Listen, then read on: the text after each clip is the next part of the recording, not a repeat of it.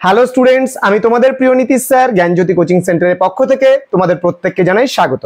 তো আশা করছি যে তোমাদের যারা ডিএসসি বেঙ্গলি পরীক্ষা আছে আগামীকাল, তাদের প্রিপারেশন খুব ভালো হয়েছে এবং লাস্ট মুহূর্তে তোমাদের বলছি যে তোমরা পরীক্ষাটা কিভাবে দেবে, কিভাবে লিখবে না লিখবে সে বিষয়ে আজকের ক্লাসটিতে আলোচনা করব। দেখো, লেখার বিষয়টা কিন্তু খুব ইম্পর্টেন্ট। তোমরা পরীক্ষা তো দাও, সবাই লিখে আসো, 60 মার্কসের অ্যান্সারও করে আসো, কিন্তু তারপরেও দেখা যায় যে পরীক্ষা টরীক্ষা দেওয়ার পরে তোমরা কি আলটিমেটলি এসে বলছো স্যার আমি না 40 অ্যান্সার করে এসেছি, স্যার আমি না 50 অ্যান্সার করে এসেছি, স্যার আমি না পুরোটা করতে পারিনি। এরকম কখনোই করবে না। আর লিখলেও যারা পুরো 60 মার্কসের অ্যান্সারও লিখে আসো তারাও কিন্তু ভালোভাবে প্রেজেন্টেশন করতে পারো না। তো খাতার প্রেজেন্টেশনের ব্যাপারটা এবং কিভাবে লিখবে সেই বিষয়গুলো আমি আজকে একটু বলবো। দেখো, প্রথমত আমি তোমাদেরকে বলবো টেক্সচুয়াল থেকে হুবহু কমন কোনোদিনও পাবে না।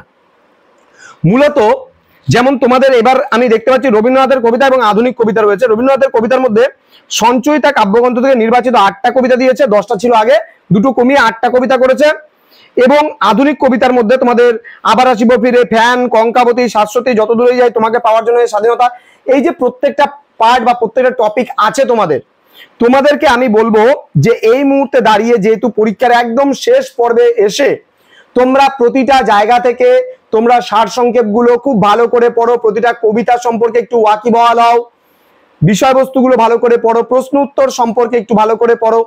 পড়ে নিয়ে যখন তোমরা আগামীকালকে পরীক্ষার হলে প্রেজেন্ট হবে তখন কিন্তু তোমাদের বলে দিচ্ছি, যেহেতু কবিতার পোর্শনটা চাইবে তোমরা যে কোট করে সেগুলোকে লিখার, কোটেশন করে যদি জিনিসগুলোকে লিখতে পারো তাহলে কিন্তু তোমাদের ভীষণ ভালো হয়, ভীষণ ভাবে তোমরা সেগুলোকে লিখতে পারবে।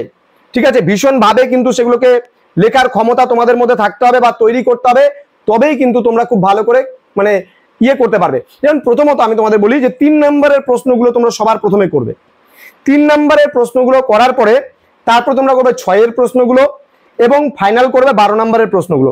তো সবার প্রথমে যখন তোমরা 3 নম্বরের প্রশ্নগুলো লিখবে, দেখবে যে অনেক সময় কোটেশন তুলে প্রশ্ন হয়, ওই কোটেশনটা ব্ল্যাক পেন দিয়ে আগে লিখে ওটাকে আন্ডারলাইন করে দাও, করে তারপরে একদম ছোট্ট বক্স একটা করলে সেখানে প্যারা প্যারা করে খুব সুন্দর করে ডেকোরেট করে ব্লু ব্ল্যাক পেন ইউজ করে সেগুলো কিন্তু তোমরা লিখবে। অবশ্যই ব্ল্যাক পেন এবং ব্লু পেন এই দু ধরনের পেন ইউজ করতে পারো তোমরা, এবং আন্ডারলাইন গুলো ইউজ করো। এবং পুরোপুরি 60 নম্বরের অ্যান্সার কিন্তু তোমাদের করে আসতে হবে। পুরোপুরি 60-র অ্যান্সার যদি তোমরা করতে না পারো তাহলে কিন্তু তোমাদের অনেক সমস্যার সম্মুখীন হতে হবে। সুতরাং প্রত্যেককে বলছি, বি কেয়ারফুল, খুব ভালো করে তোমাদের 2 ঘন্টা পরীক্ষার টাইম। আবার লিখতে গিয়ে মনে করো এমন হলে পারে কিন্তু চলবে না, মনে করো লিখতে গিয়ে তোমরা অনেকটা সময় কাটিয়ে দিচ্ছ কোটেশন করতে, অনেকটা সময় কাটিয়ে দিচ্ছ তোমরা মানে মনে করো কালারিং করতে, এই সমস্ত জিনিসগুলো কিন্তু কখনোই করা যাবে না। এই জিনিসটা খুব ভালো করে মাথায় রাখবে। তো তোমাদের প্রত্যেককে বলবো পরীক্ষাগুলো ভালোভাবে দেবে। আমি যা সাজেশন দিয়েছি, লাস্ট মিনিট সাজেশন দিয়েছি, প্রত্যেকটা বিষয়বস্তু সম্পর্কে খুব সুন্দরভাবে বুঝিয়ে দিয়েছি।